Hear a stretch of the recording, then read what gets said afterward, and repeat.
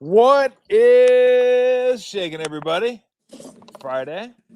Drew Remenda joins us. He usually joins us on a Wednesday, but travel and all that kind of stuff. So he was nice enough to join us from Seattle on a Friday, talk some Sharks hockey. We'll get into some handicapping and some other stuff. I should let you know that our show today and all Drew's appearances will be sponsored by Fieldwork, the official craft beer, the official non-alcoholic craft beer of the San Jose Shark Tank. I actually have one right here. This is going to be dangerous, Drew, because I love Barry and I love Fieldwork. I've never had this one before. So it might just be one. I'm going to try it right now. Right. I don't usually drink non-alcoholic beer, but I've said for many years, Drew, that I drink beer because of the taste. I don't drink it because I want to get buzzed. I just like the taste of beer. So I figured if I can mix in one of these, like I wouldn't sit down on a Saturday and have 4 or 5 of these, but this would be my spacer beer, like just kind of space in between. Yeah. So I space some of the alcohol with this and some water. And then I'm breezing through the day. So I love, and I should tell everybody too, that you can get pulp at the Shark Tank too. And that does have alcohol in it. That's their flagship IPA. That's about 7%. That's a really, really good beer. So shall we give this a shot before we... Give it a shot on the air. Let's go. This is like something you could drink because you don't drink, but you could drink non-alcoholic. You could drink non-alcoholic beer, but you don't like beer, so it's not going to do you any good. No. All right, let's go ahead and save this thing.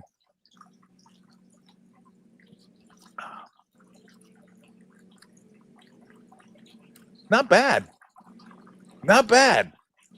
Like not quite my tempo. Yeah. But not bad. Like what would be your tempo? Like a pale ale. I mean, I drink a lot of pilsners and lagers, but they do have a pilsner non-alcoholic beer. But this is an IPA called Headliner, and yeah, it's just you can pick these up at the Shark Tank. You can pick them up at the Fieldwork location. So no, but it's pretty good. It's actually better than I thought it was going to be. Nice. So yeah. If you're into a non-alcoholic beer, then I would suggest you go ahead and you're down at the tank.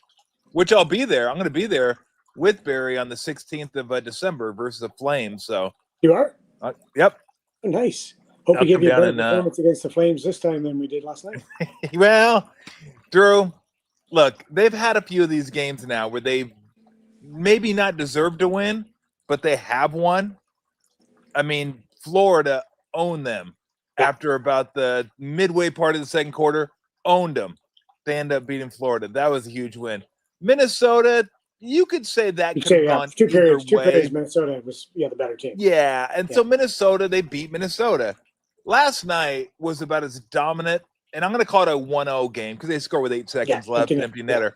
That was as dominant as a 1-0 game can be in the NHL. Like San Jose never had the puck ever. No. It was like when they did, we were very when they did, we were very great. We were very gracious and gave it back to the Flames very quickly. In scoring position. But in that game was a check. It was an ego check. Don't be planning the parade route yet, boys. I know you just won 6 of your last 7, but don't be planning the parade route yet because the cliche of any given Sunday or any given night in the National Hockey League, you are going to run up against a team that is going to take it to you.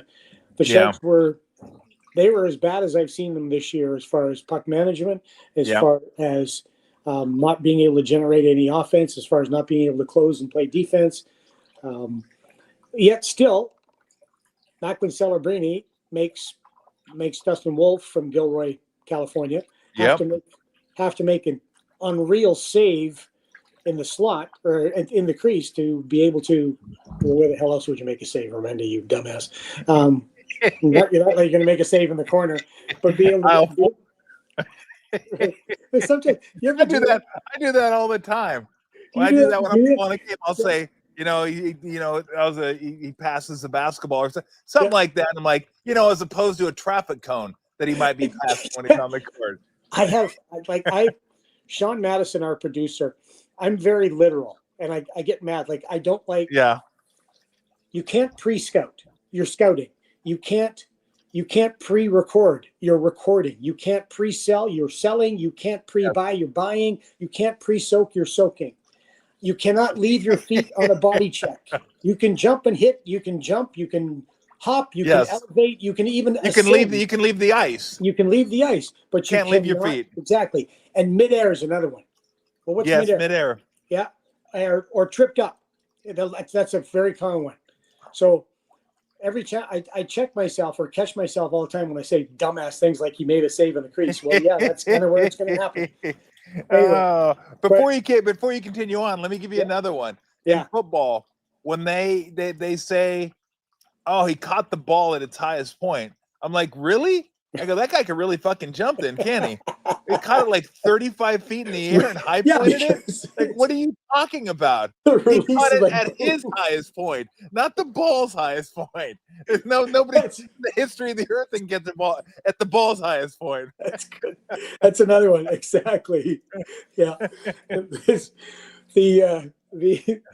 so many things that we say as broadcasters that I try to catch myself now because I hate the fact of, because I will call Sean Madison and I'll just text him stuff in the summers when I hear people do it. Yeah. He gets really irritated at me because it's just something I like to do to bug our producer. But I do it too. But I mean, I think we both realize that look, when it's live, you're going to say stuff that as soon as you say it, you're like, that was stupid. Like, I wish I wouldn't have said that. And it happens to me all the time. I try to be good about letting it go. And then afterwards, I'll be like, okay, that's like, if it's a good broadcast, I don't even care. I move on, don't even pay attention to it. But if there's something I said that's probably gone and vanishes in the ether and nobody else pays attention to, but in my head, I'll be like, God, that was so fucking stupid. But I can't like go on the air and like, I'll miss like a quarter of the action beating myself. Oh, that was so stupid. You're such an asshole. What do you do? What are you talking about? That makes no sense whatsoever. I do a lot of Captain Obvious things. Like I'll say third period, 5 minutes left. Sharks are up by 1. This is a big penalty kill. Really? Is it? Really? Okay, thanks. That's why you get paid those. Let me ask you this. Let me ask you this, because I do the same thing with Tim sometime. Yeah. And by the way, we're going to talk about you just kind of popping on screen before the third period. Jamal Mayers is doing the game. I didn't even know Drew was there. All of a sudden, Drew's on screen. I'm like, okay, what the fuck just happened? I go, what happened? I go, the color commentator has a different hue now. Both balls, different hue. So, but nearly as good looking. But when you're on radio, yeah, and you were doing basically radio last night, it's like streaming audio, Sharks Audio Network. It was basically, and I don't know how you do it in hockey, but in basketball, there's just like not a whole lot of time for the color guy to really get in there and talk, which is fine by me. I don't get paid by the word. Exactly. But there are times where Tim's talking and he's talking and he's talking. And in my mind, I don't really see anything like worth pointing out. Like it's just kind of like mundane stuff. But I also feel like, I should probably jump in here because Tim's been talking a lot and he's probably like, hey, Tom, fucking baby, feel free. Jump in for a couple seconds here and give me a break. Now, Tim's probably not saying that, but I feel like, I'm kind of there. I probably should say something, even though I don't really have anything like super illuminating to say. I don't know if you feel like that sometimes, like, Randy, Dan, maybe they're like, hey, you're here. You might as well talk. Well, the great thing about Randy and Danny is they never get tired of talking. They never ever think that I need to jump in. But I'll tell you, when I went to hockey the year, I went to Hockey Night in Canada. I don't know if I've told you this story. So I go to Hockey Night in Canada, and I'm working with Don Whitman, who was one of the great legendary play-by-play men and sports commentators in Canadian history of any sport, curling, track and field, the Olympics, you name it, Don could do it.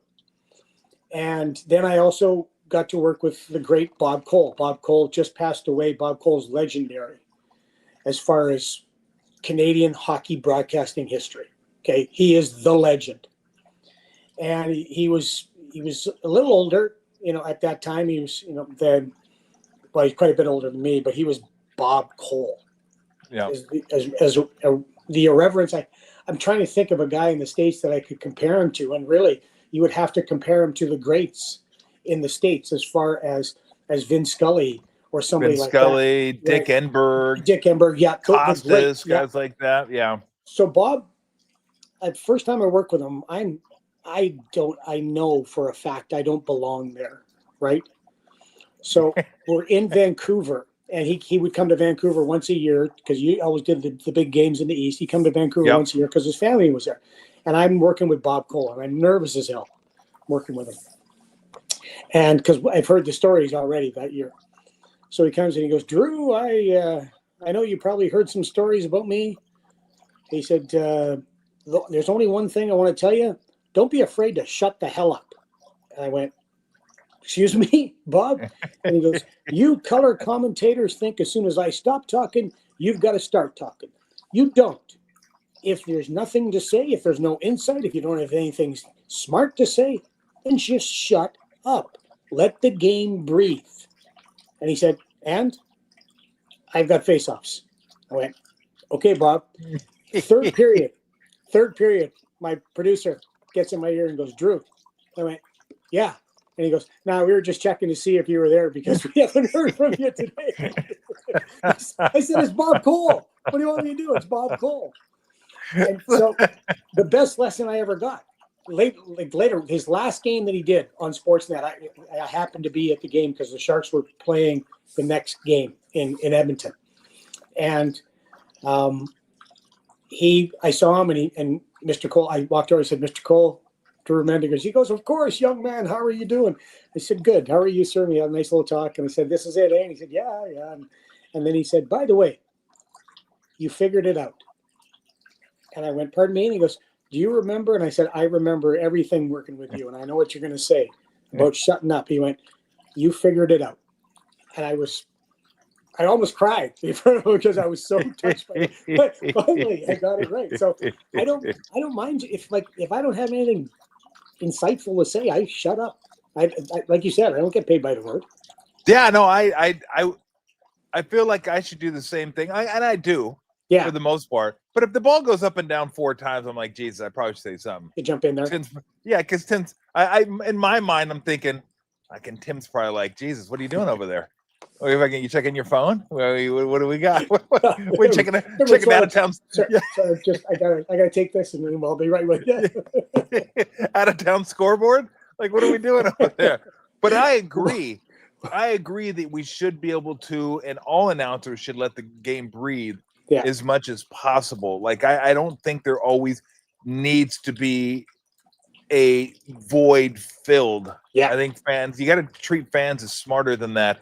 I used to hate when I was working for ESPN, and after like a foul or something, they'd show a highlight, and it'd be a highlight of somebody catching the ball, one dribble layup. Yeah. And I was like, what the fuck you want me to say about that? Yeah. The fucking layup. Yeah. Like a 7-year-old could do that. Yeah. You kidding me? I mean, what's special about it? Like, what could I add to this? Right. That makes it makes somebody sense. And I'm not the color commentator that thinks I need to teach everybody something every time. Yeah, I am. I'm doing a broadcast. See, I'm the guy that wants to entertain everybody. Right. I want to make you laugh a little bit. But I figure if I'm doing what I should be doing, there may be things that I point out that you might go, oh, that's mildly interesting. But there's nothing I can point out on that layup that's mildly interesting, mildly entertaining, or mildly insightful. It's just nothing. It's like, here, you drop this piece of shit on my plate. Go ahead and figure it out. Like, make a meal out of it. All right. Anyway, let's get back to we got sidetracked for a minute. Let's get back to the game. So, I know exactly where we left off. Yeah. We left off Celebrini, shots in the crease, of course, in the crease, not outside the crease, and he made those saves. Yeah, Dustin Wolf. But other than that, it was like a big fat 0. Yeah, it was all. Oh, and by the way, it could have been 0-0, Drew, at the end of the game if Dickinson hadn't just flat out turned the puck over, and it could have been 2-0 when Orlov turned the puck over in his own end. I was like, And then golly, what are we doing here? Orlov turns the puck over, and then the one in the first period, he had a really nice deflection on Askarov as well in front of his own net. Like right, and Askey had to make a great save there. If they just were bad, I mean, the goal was a microcosm of how the Sharks played that day. Just Kucherov, we don't have him. Kurashev and Dickinson, they're coming to the puck, and it's talk. It's like a guy for a fly ball. I got it. Yep. Well, yeah, and nobody did anything, and they just went, "Here, you take it. No, you take it." Boom, and then Coleman said, "I'll take it," and I'll take upstairs. So yeah, it was a kind of a microcosm of how poorly they prepared or played that game and were focused on that game. So again, like I said, that's a great reality check. That's what this league does. That's what pro sports does every day. Yep. No, I mean, to me, it was a blip because they've been playing such good hockey, and I just don't know that they were ready. To your point, for what Calgary was going to bring to the ice, because Calgary's been struggling. Calgary needs a win. Like they're like, hey, god dang, they're like already in desperation mode, like trying to get a win. So, but other than that, I mean, the way they played, I do want to talk about Askarov though, because I got looked for you for Askarov. We got it last night. So it better not be what I'm going to tell you, because I spent 45 seconds looking this up, and if you take it from me, then I'm going to be mad. You go first then. Okay, last 5 games, he's faced 171 shots and stopped 166 of them for a save percentage of 97%. Right. So in that, is that what you were going to say? I'm going to add to that. So this is good broadcasting. Okay, one guy says something, and then the color commentator adds to it to give it a little bit more depth. Since they've been keeping track of save percentages in 1955-56, Yaroslav Askarov is the only goalie to have a .971 save percentage, that high of a save percentage, without posting a shutout. That's some hockey right there. That's some wow. And we were worried about Askarov. We were worried about Askarov the way he played the first few games. Kelly Rudy, who does the broadcasting at Hockey Night in Canada and former Shark goalie and who does the Calgary broadcast as well, came and talked to me before. He said, "Tell you the truth," he said, "those first couple games, I was worried about your goaltending." He says, "Not anymore." He said, "Those two are playing well. Nedeljkovic is playing well." Yeah, he is. Along with Yaroslav. But Yaroslav, he's the guy. We talked about that last time we talked, I think. Like, he is the guy. This is the guy the future is depending on for the San Jose Sharks. And after having a little bit of a rough start, Ryan Warsofsky was asked about him. And he said, first off, back when he was asked about him, I think it was Minnesota, he said, first off, he's played less than 20 games in the National Hockey League at that point. I think he's only played 24, 25 games total in the National Hockey League to this point, maybe a little bit more. He said, he's only 23. We haven't played great in front of him. Yeah, he's let in some goals that haven't been great, but we believe in him. The team believes in him. We know he's going to be that guy. If you look at his numbers in the AHL, he can't go back to the AHL because he won't learn anything, won't get better because he's just too good for that league. That's why we have the AHL, so you can develop guys to play in the NHL. And now he's taken it, and he's kind of got that. He's got great swagger, right? He's got a smile. I like him. What game was it that you interviewed him after the game? Was that the Florida game? The Florida game. I mean, he's kind of a goofball, and I love that. I think a goalie probably should be a little goofy because you're nuts anyway to face 100-mile-an-hour slap shots. Like who does that willingly? It's like, I'll do that. I'm good. Yeah, so I think you got to be fun. A little messed up in the head, a little goofy. And I think he is a little goofy, and I kind of like that. Yeah. It was funny. You asked him one question, like, all right, that's enough, see it. I didn't even ask him. First of all, that's right, you didn't ask. I put the microphone in front of him, and I said, how's that feel, pal? And he goes, Sharks fans, I can't hear you. I can't. And they start cheering, they go nuts. And then I said, yeah, well, how does that make you feel? That was the question. How does that make you feel? And he talks about the Sharks fans, he loves it, and everything else. He goes on. And like, what am I gonna do? Pull a Joe Rogan and keep talking to the guy about, after he's been knocked out or won the championship and keep probing him for questions? No, you just go. I looked at him and said, I got nothing. Way to go, man! Congratulations, and that was it. Yeah, that's what you do. So he was being like, well, it should have been expected, Drew, that a guy with the weight of those expectations comes in, and the game might be moving a little fast. Yeah, just because he's young, he hasn't faced his competition before, and he has the expectations. And look, he's probably going to have some more bumps down the road. He's just to put it in context for everybody, Dominic Hasek has the all-time save percentage. It's at 92, like 92.3. 97 is like you may lose 3 games the rest of the year. Yeah, you're gonna have a 97. It's out of this world. So that's how good he's been playing. So it's not going to continue like this, and he's going to have some bumps because he's young. But you can tell he's like the game slowed down for him, found his footing a little bit, and the team around him has been better defensively. So I think any worries that had, so at least to now, you look at it and go, okay, that's the guy we thought we were getting. 100%. Yeah, and he is that guy.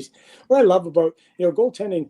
My father was a goalie in the old Western League in Canada way back in the day, back when they played without masks. And my brother was a goalie, and you live with goalies, and you, like you said, you realize they're a tad strange.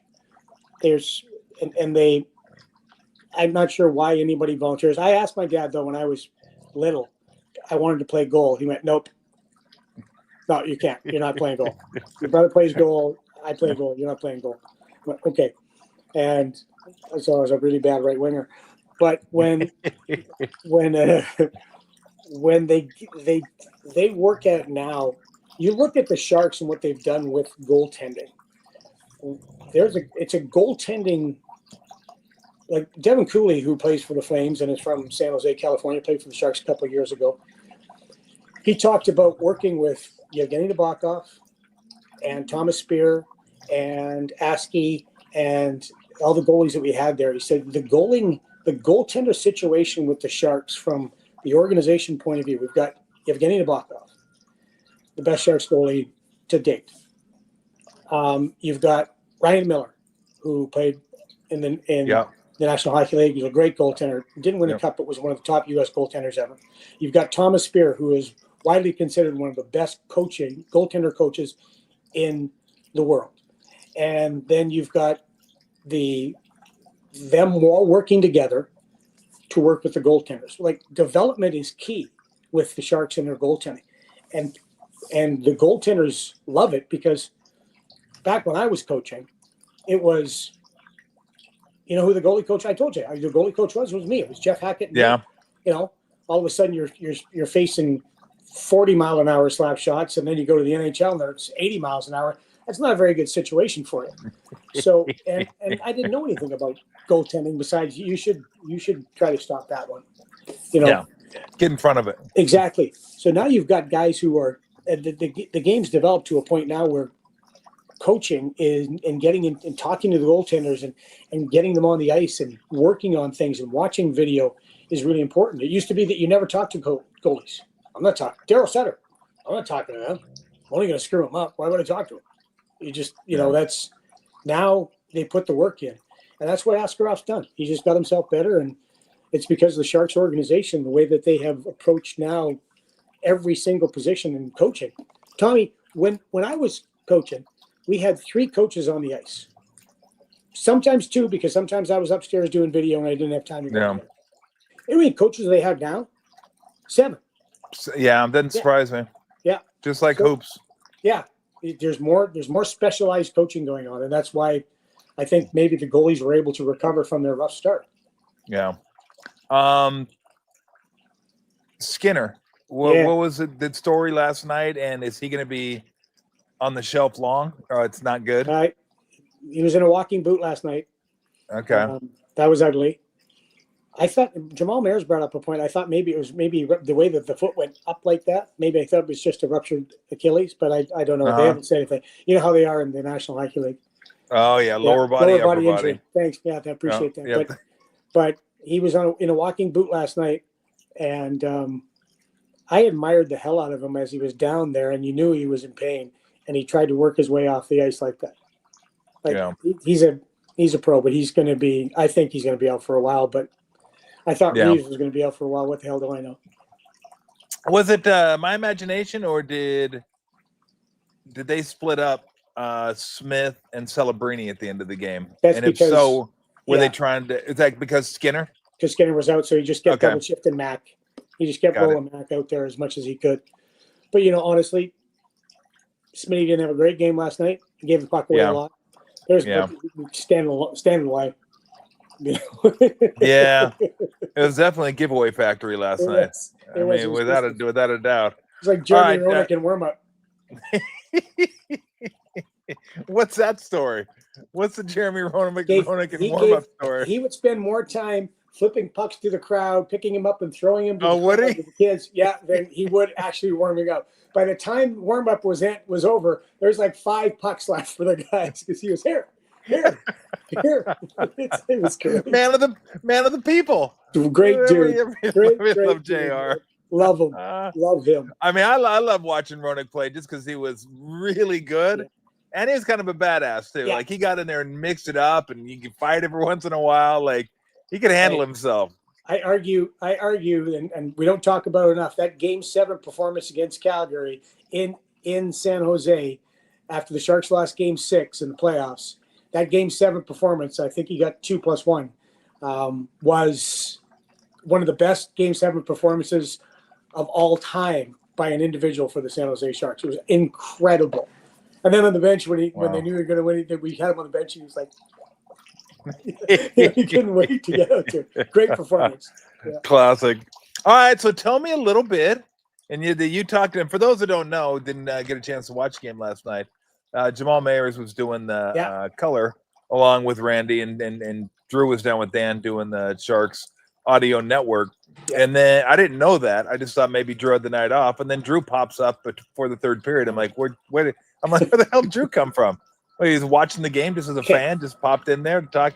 But he came in to talk about Joe Thornton and his Hall of Fame induction. And I guess when you guys were at Minnesota, St. Cloud had something for him, and you guys were invited to that, and you went to that. I don't know if it was just tell me what it was, where it was, and all I know, I remember you said Sweet Dougie Gilmore was there, which I thought was pretty cool. I remember him and Wendell Clark, pretty good tandem there for the old Maple Leafs. But tell me about that whole event, what it was like, and Joe inviting you guys there, just the whole vibe of it.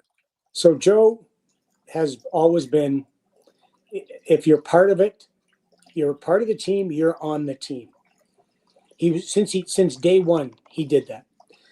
And so for this, and Joe's smart. I mean, Joe's more worldly than a lot of these young players coming in. A lot of players coming. Joe realizes that every organization has people that you don't talk about, you don't see, you don't hear about, that do a large majority of the work to make things work. Like Rosemary Tabaldi, who runs the office, and the hockey operations people. Without Rosemary, I don't think we could ice a team, especially all the moves that Mike Gurr's been making. Rosemary's handling all that. Ryan Sten, who does all our travel and does books everything for everybody, even when you're not traveling with a team, he's doing it. Mike Aldrich, equipment. Royce Neesby, who drives the equipment truck and then takes care of the visiting team. The Peon broadcasters, the Diva broadcasters. And Joe invited all of us to come. And the Sharks generously said, we got it. You guys we'll book your flights. We'll do everything. We got it. So that was, for us, it was really touching. And I've never been to a Hall of Fame induction ceremony. And where was it, Drew? At the Hockey Hall of Fame in Toronto. Okay. And if you like hockey, folks, the Hockey Hall of Fame is absolutely amazing. And so you start by going downstairs into the Hockey Hall of Fame. And it's just a gathering for a couple hours before the actual induction ceremony starts upstairs. And you're walking by Hall of Famers everywhere. Like Dougie Gilmore. I've known Dougie for a while from the Calgary days when I was working for Hockey Canada. I did some work for the Flames as well. All of a sudden I get this big guy, this grab around the back, and it's Dougie, and we're talking. The Killers looks fantastic. But then Serge Savard walks by, Paul Coffey, Yari Curry, Billy Smith, Billy Smith, Oh, great Islander goalie. Randy and I are watching the speeches. Billy Smith comes over and goes, "Hey, boys." And I said, "Billy, how are you?" And what I've talked about in my second year in the National Hockey League we were playing the Islanders at Nassau County Coliseum, and right across the parking lot is the Marriott where everybody stayed. And after the game, I'm standing in the lobby, and there's a bar that everybody goes to in the Marriott. And Billy comes over, and I introduce myself, and we talk. And he goes, "Come on, let's go in and have a couple of beers." And I said, "Well, I don't drink." Billy, he goes, "Well, I do. Come on, let's go." And so we go in the bar, and we're talking about the Islanders and everything else. He goes, "Where are you from?" I told him Saskatchewan. He goes, "Oh, geez, Saskatchewan guy. We got Bobby Bourne. We got Clark Gillies." He goes, our top scout is from Saskatoon. I went, "I know. His name is Jerry Eamon." I said, "He plays hockey with my dad, played hockey with my dad." And I said, "At the time, my best friend and roommate dated his daughter."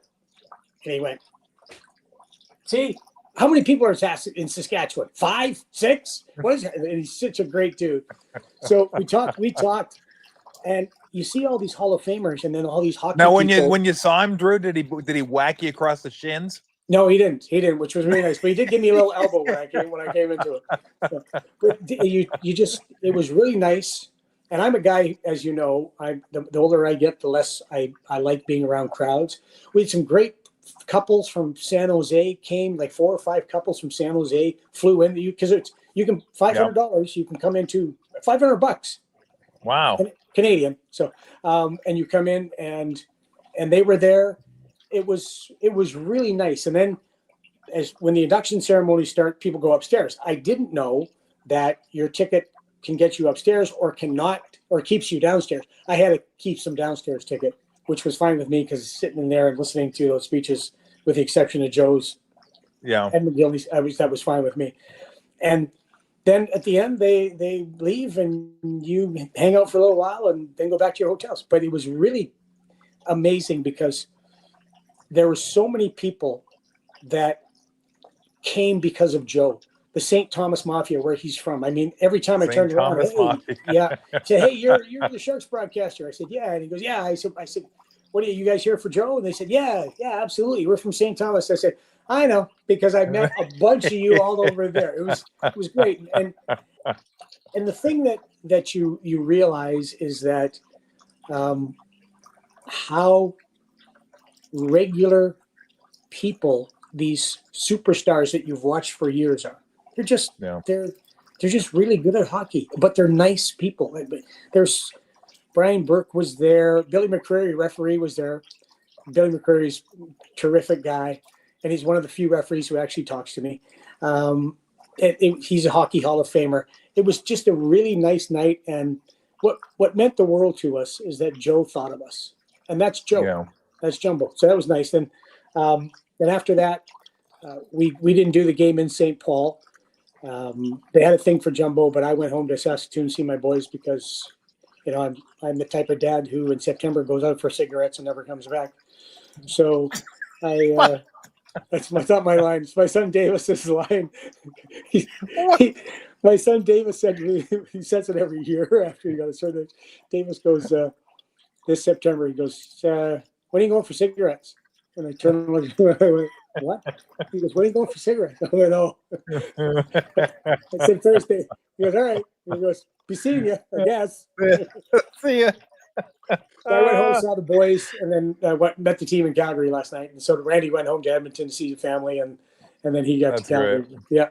But the Jamal thing back and forth is they started it quite a few years ago. Whoever's up on the Sharks Audio Network would switch in the second and third just to bring their perspective.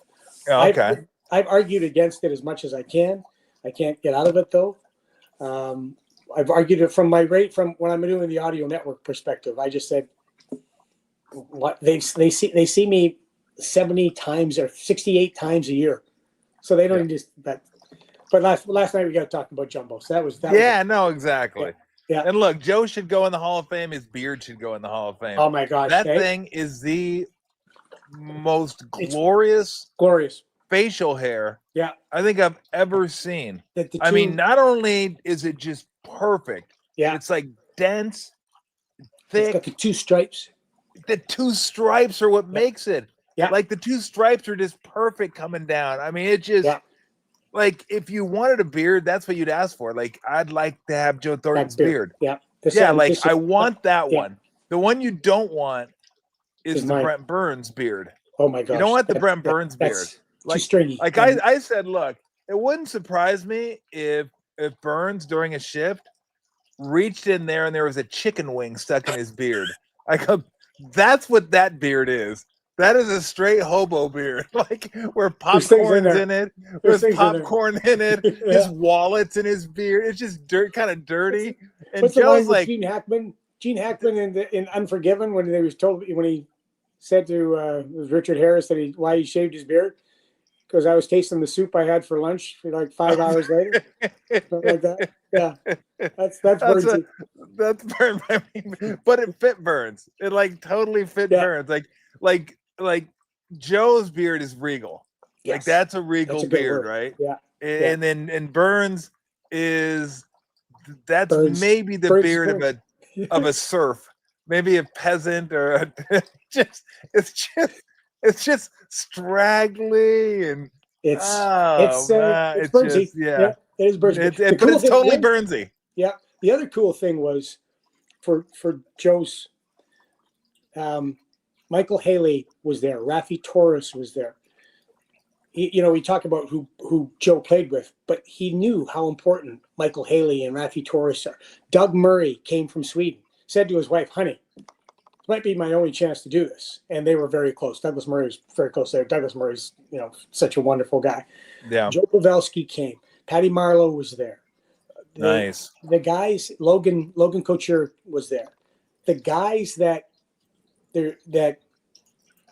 were a huge part of the San Jose Sharks. Ryan Clough, of course, a huge part of the San Jose Sharks, and were so close with Joe, they wouldn't miss it, And I got a little melancholy when I saw them all together. There's a great picture that we had, and we had them all together, and I got a little melancholy because, man, we were good back then.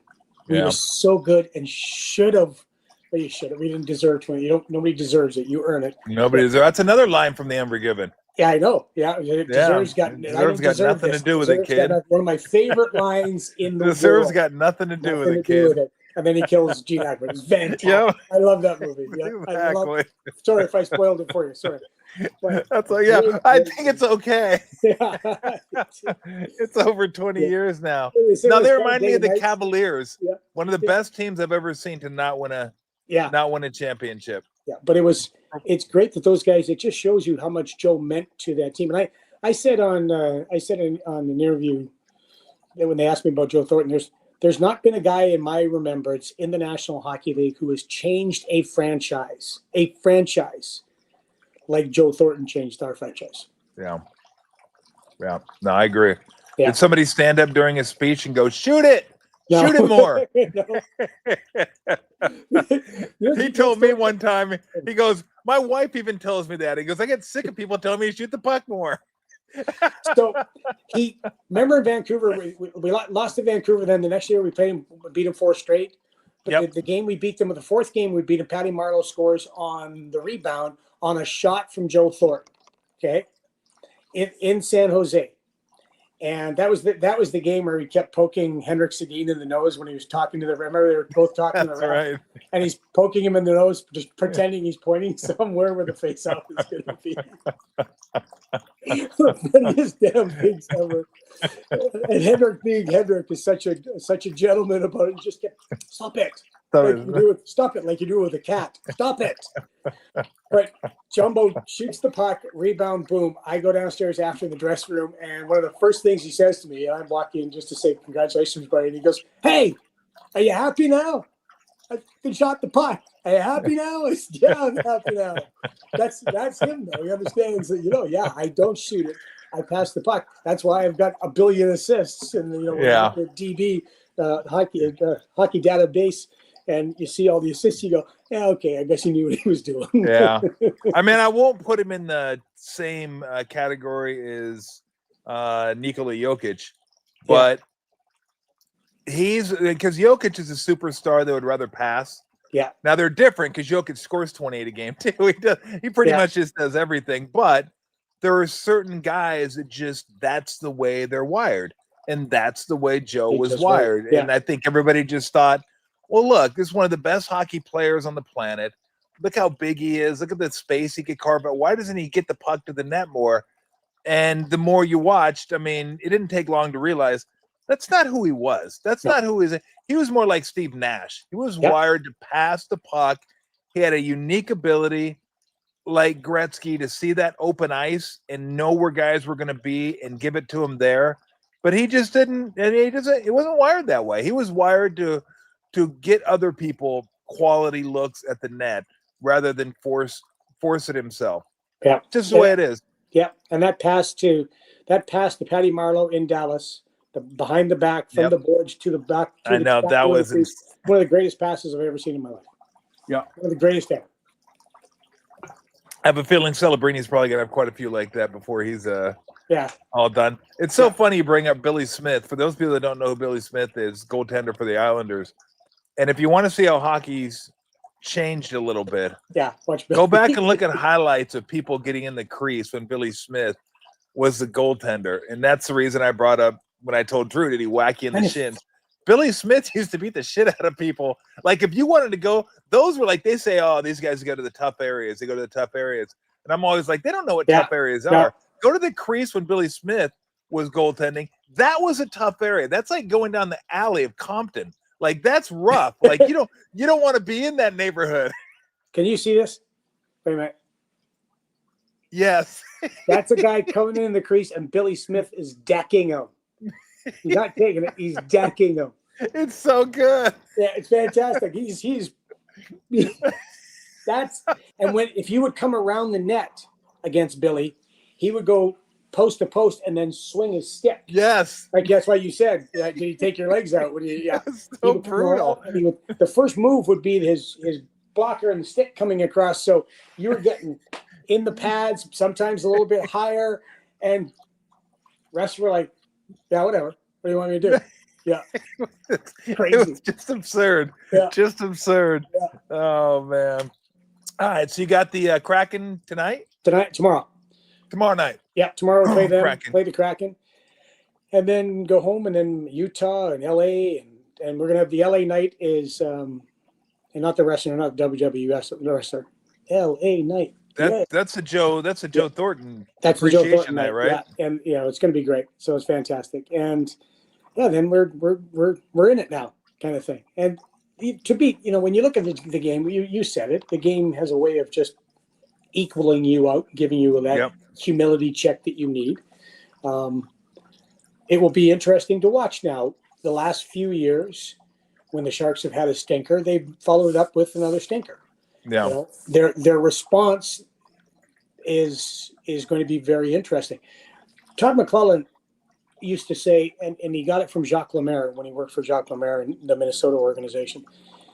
Jacques Lemaire used to say, when you're winning or when you're losing, your game starts to get better before you start winning. And when you're winning, your game starts to get sick before you start losing.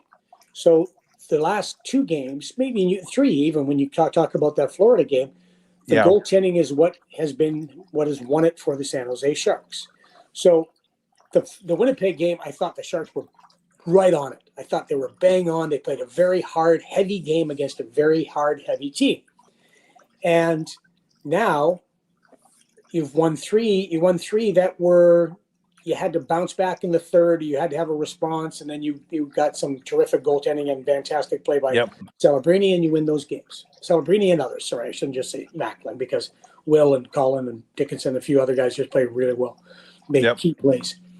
But then your game was getting sick, right? Your game wasn't as good as it should have been. And then last night, even though the score was only 2-0 with an empty netter, you still got it handed to you. Yeah.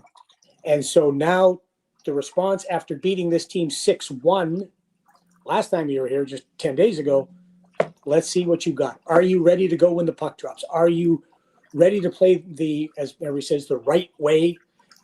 Get your forecheck going, manage the puck. You might. So we're asked before every game, we have our production meeting, and I'm asked what are the keys to the game. And usually I steal them from the coaches because I ask the coaches, what are the keys to your game tonight? Yeah. So I sound smart. Steal from other people to sound smart. I think that's a Exactly. logical approach, right? Yep. But one of my things is always puck management. It's always puck management, because if you are lousy with the puck, if you give the puck away, if you make soft plays with the puck, if you dump the puck in and it doesn't get past the goaltender, if you're just flipping the puck out of the zone, your chances of winning decrease by 1,000. That's not an actual stat. I just made that up. But when you look at the way that the Sharks played last night and way they've been playing in the last few games, they are not managing the puck properly. And it's not just the guy who has the puck, it's the guys away from the puck as well. You got to get your ass moving and support the puck. So will they be better with that tomorrow? Will they get their forecheck going? Will they be physical? Will they be in their own zone, finish a check, seal a guy off, get the puck, and get it going the other way? Will you be able to maintain pucks in the offensive zone? So they've got a lot of work to do. They're at practice right now, and I think that you won't practice them hard, but you'll certainly be specific about what you want.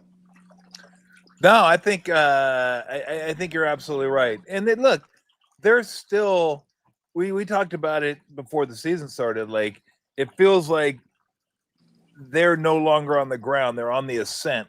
Yeah. But it's still really, really early, and you're talking about, your best players, or at least a handful of your best players, are still really young, and there's going to be some inconsistency with that, even though it doesn't look like Celebrini's all that inconsistent from game to game. He's so good, but that's just the way it is. But you like what you see. Yeah. If you can get better, take those steps, who knows where this thing leads. Yeah. But I think it's like, okay, day by day, week by week, and just kind of build. And hell, who got beat? Somebody got beat 7-0 last night. I mean, just got absolutely destroyed. Montreal got beat by. I mean, it happens. Yeah. This wasn't 7-0 though. This is 1-0. It felt like 7-0, but it was 1-0. Yeah. So it just, long season stuff like this happens. But the good teams, and I'm not going to say the Sharks are that yet, but when you're good, that's when you bounce back from those. You go, okay, that thing's flush, done. Let's get back to business and play the way we know we can play. So, but it's been fun. Macklin's been incredible. I think the way Askarof's been playing is incredible. Like, that's really, really exciting. Before we let you go, because we don't get to see the whole ice at home. Obviously, the camera follows the puck. How's Dickinson been playing? He's actually been good. He's actually been really good. Yeah. If you go back and look at, we were going to run it last night, and I was going to do Drew's Clues with that winning goal in Minnesota. He makes 3 really good defensive plays, and then the pass to Macklin Celebrini from behind his own net. Macklin's taken off. He puts it off the boards to Macklin in the neutral zone after Macklin pulled down. Zuccarello got away with one. But the pass was like a quarterback knowing his receiver's getting there, putting the right touch on the ball, throwing it 20 yards ahead of him, knowing his receiver will get under that, make the catch. It was beautiful. So Sam's been really good. Last night, there wasn't anybody that you could look at and went, oh, he was really good tonight. Well, you could for Calgary, you could say a lot of guys were really good for them, but there wasn't anybody in the Sharks that. So Sam had a tough night last night, as did pretty much everybody on the defense, except for Vinny Desharnais. Vinny Desharnais is another one who has been playing really well. He's embracing his role. It's been really good. But Sam's going to be all right. Sam is going to be all right. That's good. Yeah. By the way, Calgary Flames have one of my favorite player names of all time. Can you think who it is? I'm thinking. It's an odd name. Like, no, I've never heard anybody with this first name before. And I don't know if he's Swedish or got to be from one of the Nordic countries, I would think. Håkan Lube. Oh yeah, Håkan Lube, the great Håkan Lube. Håkan Lube. That name is. I just love that. I love. Like, I was thinking, what do you think of? How many Calgary Flames can I think of? And it wasn't a lot. Droman Ginla, of course, and Dion Phaneuf. Joe Newendike, Dougie Gilmore, Al McGinnis, Mike Vernon. Dougie Gilmore play. I don't remember him with the Dougie Gilmore I was remember part him of the with the Stanley Cup Leafs. team. You got the okay. They did trade. Okay. Lanny McDonald. Lanny McDonald. Yeah. Okay. Yeah. I mean, I know him once you say him. Yeah. I know him. but it wasn't like back in the 80s. Like when Yeah, I was you could watching name hockey you could back in name the all you could 80s. name all the Oilers because they were that. Yeah, I can team. name the Oilers, but Yeah. hockey wasn't on TV back then. No. You know, you go see them when they come and play the Kings, and that was about it. And I didn't really become a huge hockey fan or really kind of get into it until probably early 90s when I started like watching the Sharks a little bit when I was playing for the Warriors. Watch Sharks, go to a couple games down at the Palace. But yeah, I'd go to some Kings games and stuff. But I can't remember what was the name of the Marcel Dion and what was the name of the Kings line? The Royal, the Triple Crown line. Triple Crown line, yes. Charlie Simmer, Dave Taylor. Was it Dave Taylor? No. Charlie Simmer, Marcel Dion. I got to look it up. Oh, too bad it's not a computer. That's bugging me. I'm gonna be really mad at myself. Yeah, me and my friends always do this. We sit around going, "Hey, what was the name of that so and so?" And then inevitably somebody will say, "God, there's only a way we could find that out." Yeah, it was Dave Taylor. Yeah, it was Dave Taylor. Was it Dave Taylor? Charlie Simmer, Dave Taylor, and Dave Taylor's still in the NHL. He's scouting for St. Louis. Is he Charlie really? Simmer did broadcasting for Arizona for a while. Married a Playboy Playmate. And Marcel Dion is Marcel Dion, one of the greatest players of all time. Marcel Dion was fantastic. Yeah. No, absolutely. Yeah. All right, my friend, we'll have a great call. Got anything planned for Seattle today? I went for a walk in the rain already, so no. Okay. Well, enjoy. Might go to Nordstrom Rack, see if I can find another suit, which I really need. Wait, you don't shop at Nordstrom Rack, do you? Oh, yeah. Are you kidding me? I'm old Your Scottish suit looks guy. good. Your suit looks like... Yeah, I know. I know what they look like. You make them look good. I have a great tailor. That's why. You make them look good. Yeah, thank you. You know, because you're sculpted. But Randy, Randy's pissing me off though. Why is that? Because he lost a lot of weight over the summer. He bought a bunch of new suits, new shirts, and new ties, and he looks really freaking good. And I let him know I'm not happy with him right at the moment. Yeah. What is he infringing on your corner? Yeah, that's my thing. He's got hair good, and like tan. good looking, well fitted, like exactly. Good looking older guy. And he's a hair. He's got tan. Stay in your lane. I'm the guy who dresses better, but I'm a little upset right now. Stay in your lane. And now I know me and Drew get along so well because Drew's like, oh, that guy's never going to be a threat to me when it comes to clothes. I mean, I'll never look bad sitting next to him. Even when I have a vest on, I'll look great. Which is why I let my dog cover me up occasionally when I'm doing the show, because no one needs to look at me at all. Well, have a good day in Seattle, Drew. It's always a lot of fun catching up with you, and we will do it again in a couple weeks. Okay, buddy. Great seeing you again. Hello, thanks, Drew. Hello. All right. See you, Drew. All right, coming up, Dennis Ranahan's going to join us. I may need to go get another one of those. This is nice, though. I'm going to try the other Fieldwork non-alcoholic beer. I can just sit out here, have a few beers, and then not have to, like, I'm good. Because usually when I come out here and I have a couple beers on a Friday in the afternoon, I'm like, well, crap. Now I only got one or two left. But I try to cap it at 4 even on the weekends. Usually it's 2, but I try to cap it at 4 max. So if I have 2 sitting out here doing the show, which is fun, I like doing the show and having a beer. Now I can just have the non-alcoholic beer during the day, and then I can have my regular beers at night. What do you think about that, Lou? That's good stuff. I see you're super impressed. All right, so let's why don't we do this? Why don't I jump up real quick? It'll take me like 45 seconds. I'm gonna switch out. I'm gonna get the other one. Let's give that one a taste test. That's like a blonde ale or something. We got three, count them, 3 bunny ears, 3 non-alcoholic beverages. And one's like a Pilsner. It's like a 12-ouncer. I want to try that grapefruit then. It's like a blonde grapefruit one. I think it's like a blonde ale. So let's give that a shot and see what that tastes like. But I like this one's fine. Again, if I want to have a full flavored beer, again, when I said not quite my tempo, I was doing a little whiplash. But no, solid. So this will be my show beer, at least in the beginning. So let me go grab a quick different beverage. and you guys can sit out here and listen to my my fountain.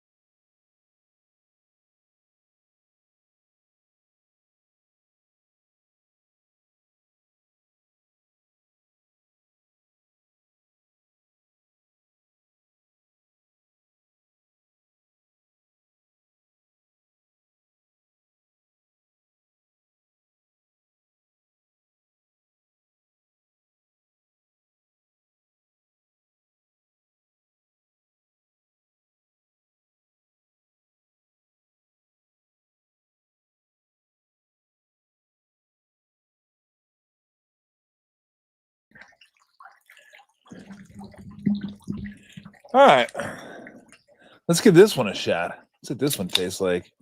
This is called Day Money Grapefruit Blonde. So there you go. Similar can.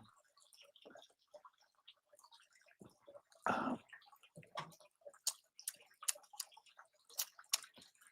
like the other one better. This is good, I think. It's good, I think. It's not a ringing endorsement. If you like grapefruit, you're going to like it. Definitely got some. I'm not a huge grapefruit guy, but pretty good. I mean, I'll happily drink it. And then I got the Pilsner to try, too. Look at this. I feel like I'm having beer, but I'm not having beer at all. I'm like good to go. I like that. I like it.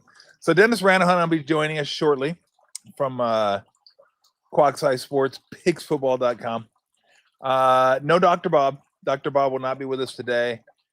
He will not be with us until the playoffs. He said college basketball, just too much going on. So he'll be with us for the playoffs. Speaking of the college football playoffs, we have, I don't know what we have this year, to be honest with you. I mean, Ohio State and Indiana are the top two teams. Ohio State hasn't, have they played anybody besides Texas? I mean, don't get me wrong. I think they're good. I think their defense is probably going to be the best unit on the field no matter who they play. Sayan's been pretty good, and they're Ohio State. You know they got receivers. So I think they're the best team in the country. But do I think they're as good as they were last year? Let's see what they do against Michigan. Like they should beat Michigan. They haven't been able to beat Michigan recently. But Ohio State plays UCLA this weekend. That's not going to be competition. They're going to roll right through them. But Indiana, I mean, shoulda, coulda, woulda lost to Penn State. What an incredible catch by, I want to say, was it Cooper? The receiver. I could be wrong on that. Mendoza won the Heisman with that drive, that last drive against Penn State. Should he? I don't know. I don't think it should be clear cut, but Heisman's about moments, about people like watching the games and going, oh my God, that was an incredible moment. And Mendoza wasn't even that great against Penn State. He was okay. But that last drive was something. And that throw was really, the catch was better than the throw. Let's be honest. If you're watching that game, that was an incredible catch to be able to get the feet down. But so Ohio State, let's see, Ohio State is beaten. They beat Texas. Do we know how good Texas is? They play Georgia this weekend. So we're going to find out kind of where Texas is. I mean, Texas struggled beating Mississippi State.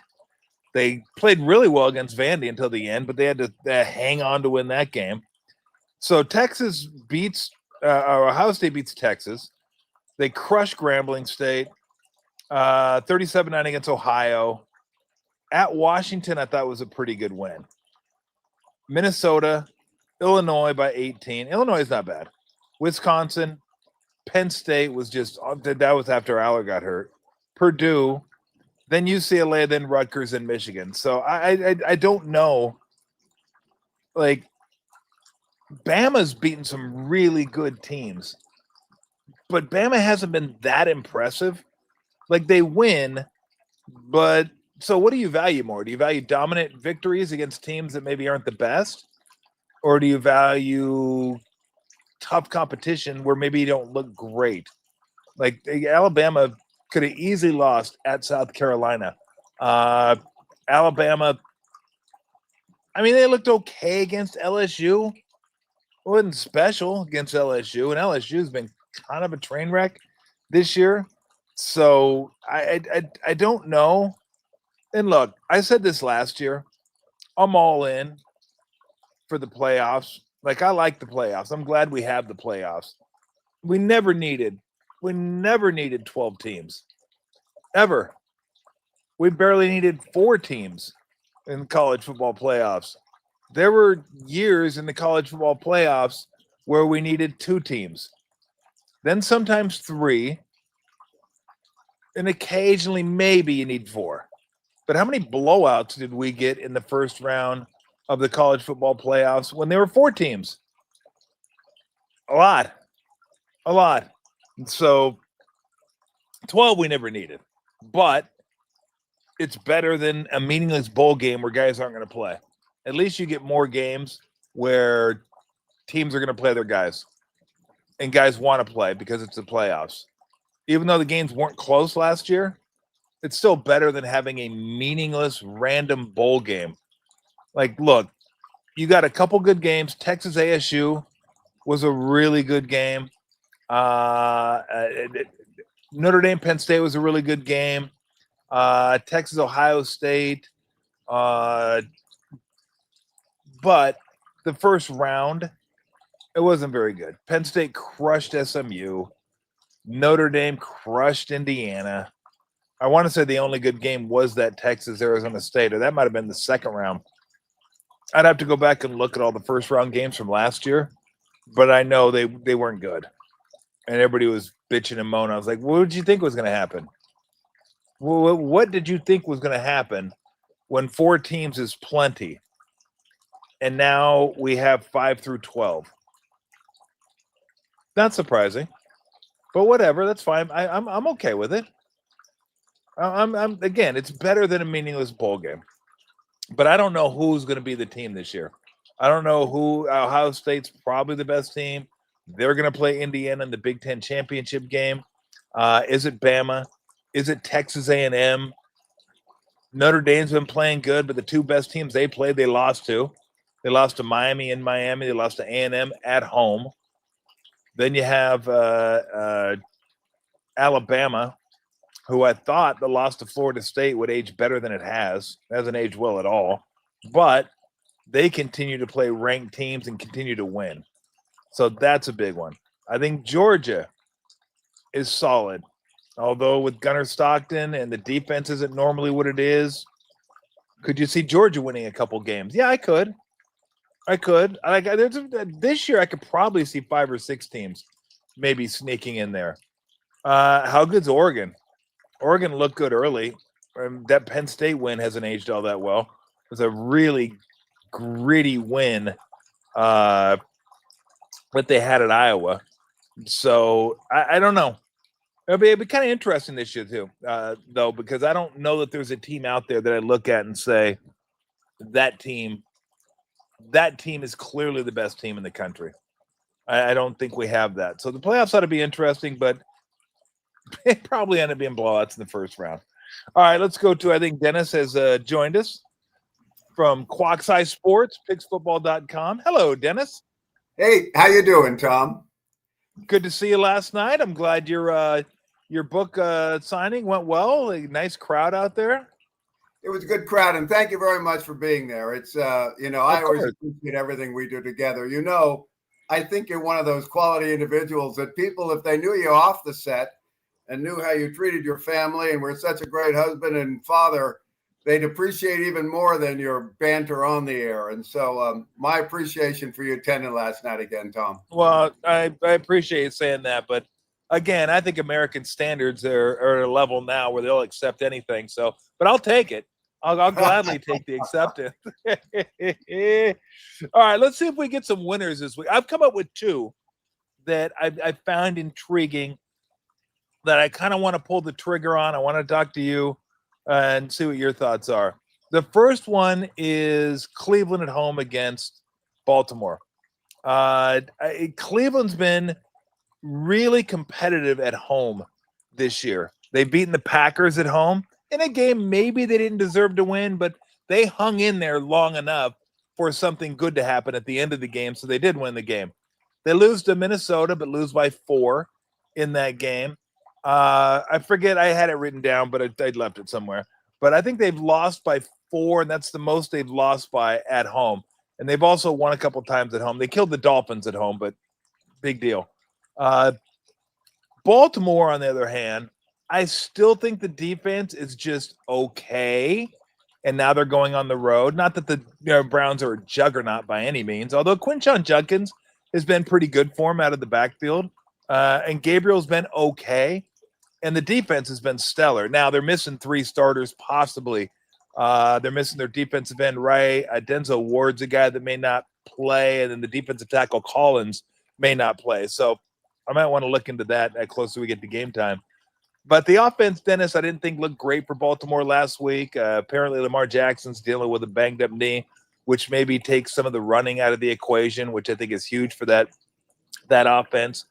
I like Cleveland at home, division game, getting over a touchdown against a team whose defense still I don't trust to shut teams down.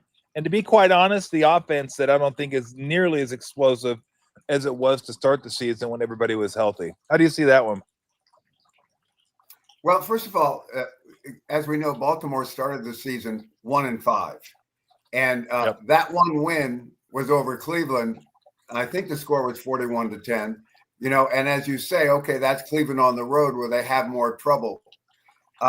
My concern now, going against Baltimore, even though last week they were challenged a bit, that was a real tough spot for them. In Minnesota, Vikings, the underdog, and all that stuff, and yet they handled it. They got the job done. And they were in Minnesota last week. I got that right, don't I? Yep. Yep, you do. And so in that situation, they still were able to win and cover in what I think was a tough spot. Now they go home to play Cleveland.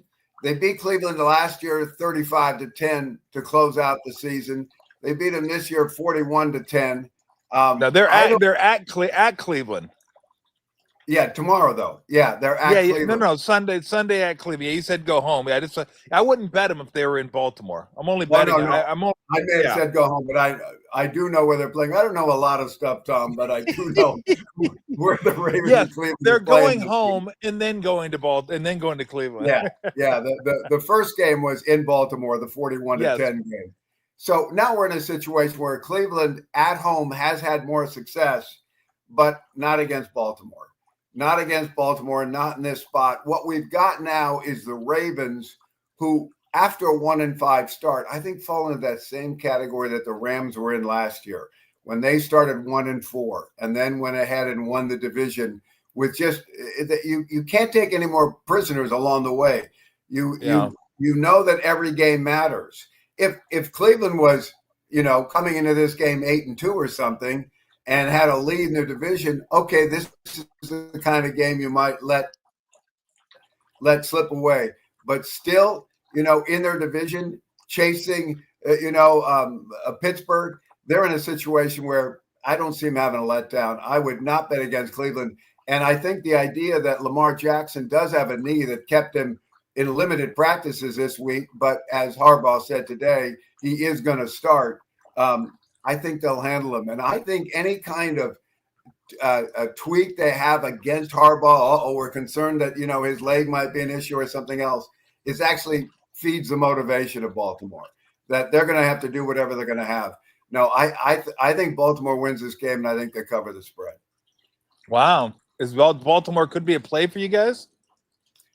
It could be a play for us. Okay. God, we may have our first go against this year. We may have our first Okay, one other one that I looked at that I find kind of interesting. And this isn't so much on the field. It's more, do I think the Kansas City Chiefs are going to fall 3.5 games behind the Denver Broncos? Look, I could go into Denver's offense has struggled this year. Bo Nix hasn't been quite as good this year. Denver's defense has been fine. I think Surtain might be out. They're incredible when it comes to getting pressure on the quarterback, sacking the quarterback. I think some of that could be mitigated by the Chiefs line and just the veteran savvy of Patrick Mahomes and his ability to run. Now that Rashee Rice is there, he's got a full complement of weapons. Pacheco's been okay. The running game's been okay. And they have a really good defense too. But to me, it's the line, Dennis. It's like, wait a minute. Why is a team that's 5-4, 3.5, 4-point favorites over a team that's 7-2, and a tough place to play at that? Mile High is not an easy place to play. But I can't for the life of me envision the Chiefs. It'll be over. Like if the Chiefs lose this game, Dennis, they're not winning the division. They may not win it anyway, but they're not winning it if they lose this weekend in Denver. That is over, and they're going to have to find a way to scramble for a wild card spot, which isn't guaranteed after this game. Again, if Denver were playing better, I might think differently about it. And they've been playing good enough, but I just think this is Kansas City. I think it's Kansas City for a number of different reasons, but mostly I just think Kansas City understands the implications of a loss there. Well, you know how much I like to disagree with you. Okay. Not going to happen here. Not going to happen here. We got a situation where, really, you think that Kansas City Chiefs are going to fall 3 games necessarily, practically behind the Denver Broncos, and you've got Denver's defense playing great, but their offense is very suspect. And so now you put that bad offense against the good Kansas City defense, and you counter that with the good great Denver defense against Mahomes in a must-win game where he's 36-6 in division games. I think that's the number. It's off the top of my head, but I think that's what it is. 36 is like that. That's the flavor of it. And so we've got Patrick Mahomes needing a win. Don't bet against Patrick Mahomes when he needs a win. And so, the line in Denver, 3.5. I'm on a full-out watch for the 3. And as soon as I find a 3, I'm hitting it until I move the line back to 3.5, because that's the number. If we can get that down to 3, we'll hammer it. It might go to 4, and we'll take the 4. We'll lay the 4 if it's necessary. It looks to me like 3.5 is going to be the most prevalent line, and that's going to hold through game day. Denver. I listen. Kansas City is going to score on any defense this week. It just happens to be Denver's. Yeah, and the guys just put a stat down there, and I forgot about that stat too. Andy Reid, 22-4 coming off a bye in his career. So we take 22-4 and add 36-6, and we come up with 58-10. So a lot of good quivers, a lot of good arrows in the quiver. So I definitely. All right, Niners are going down to Arizona. It looks like Brock Purdy's going to start this weekend, and I got caught taking Arizona last week. I just thought that was a really good spot for him. It was a great spot until about the game started, and then it wasn't a good spot so much anymore. 2 defensive touchdowns, not the way to go about business if you're Arizona. It was like 28-0 before I could actually settle down and watch some of the game. I was like, good Lord, this game's over. It's over already. So now they go back. Now look at there it is. You just heard that you were down 28-0 and came right on your lap saying it's like, let me come make it better. Let me come make it better. So now they go back home. Brock Purdy's back. Looks like Ricky Pearsall might be back as well. So I don't know. I guess I want to take the Niners here. They're kind of in a weird spot for me. Like, they've hung in there so long this year. And they've won games they really didn't have any business winning. Mac Jones has been fantastic. The defense has been surprising in spots where they've been really good and able to really get something done without much there. And all due respect to the guys, I mean, not get much done when you usually have Bosa and Warner. I understand they're NFL players. They're all really good. But relatively speaking, I don't know how to judge this one, because if you don't get pressure on Brissett, he could certainly hurt you. But that Arizona thing seems to be going the wrong way at this point. And the Niners, that's the one thing I could say about the Niners, Dennis. The culture must be pretty good in the locker room because they've hung in there, they've fought, they've battled. Even last week, when their defense couldn't stop the Rams for the life of them. Mac Jones and the offense hung in there and gave him a chance and kept scoring, trying to give him a chance. So I like what they have in terms of like culture there. And they're laying 2.5, 3. I don't know what Purdy's going to be like. I always worry about that. Everybody thinks a guy coming back for the first time is going to be like, oh, he's back. We're good. Well, everybody has some rust, and you got to work your way through it. So I don't know if he's going to come back and be the Brock Purdy we expect to be right off the bat. I don't know that I'll take this one. I'd like to take the Niners, but I'm not sure I will. You see any edges here? Yes. Okay. Here's the thing. If we don't have this game as a play, I'll root for the 49ers because I think this puts Purdy in a horrible spot. Because the truth of the matter is going into Arizona as a favorite against a team you edged by 1 point in a division game against a team, Arizona against San Francisco, that has dominated you in recent years, is just a horrible spot. Add to it that the Cardinals are coming off that blowout loss last week to Seattle, which will obviously get their attention. And the thing about Arizona is they've been so competitive in so many games. They were competitive against Indianapolis 3 weeks ago. Yep. They covered the spread the following week, right? And then they go into Seattle. People say, well, they got a shot here. No, they didn't. They got blown out. Well, okay. Now they come off that game. And the prior week, obviously, they beat Dallas on Monday night, which took all the pressure off them and put them into Seattle thinking, yeah, we're confident because we haven't got blown out at all. Our points for and points against are real close and not indicative of our one-loss record. Well, nothing's worse than a confident underdog. And that's what you had last week in Seattle. They thought they were going to be compete against Seattle, 7-point underdogs or not. They thought they were going to be in that game. And they were out of it before Tom got to even see the TV, and really, so in that situation, very sad. Now you take them back home. Oh, this is a great spot for Arizona. This is a great spot against the 49ers. And Brissett is a totally capable quarterback. We saw that in prior games. I don't know if he'll have this game. I want to see how the numbers come in tonight. Yeah. I'll do the rest of the work on the game. And as I say, if we don't have the game, I'll be rooting for Purdy because I would hate to have him saddled with you lost and the backup is 4-2 or whatever he is. Yeah, exactly. And then start a ridiculous quarterback controversy that he doesn't deserve. And so I will be rooting for the 49ers because I like Brock and I hope things work out for him. I hope he comes back strong, and I hope if we're not on the Cardinals, he lights the Cardinals up. But if we're on this game, it'll be on the Cardinals. Got it. All right. One, I don't think I have an interest in. I haven't really looked at this game because I just thought, I don't want to waste my time looking into this game trying to find an edge when I don't know that there is an edge. Those are the best, Tom. Those are always the best. The ones you go, I didn't want to look at. No. This is the game of the week, the Rams Seattle. Yeah. And that one just seems like, hey, they're two really good teams. Let's make the Rams a stock 3. And just see where it goes. And it's kind of the juice. The juice 3 is bounced back and forth a little bit. They're the two best teams in the NFC West. They're two of the best teams in the NFC. Sam Darnold's had a great year. So has Stafford. I think Seattle's defense may be a little bit better.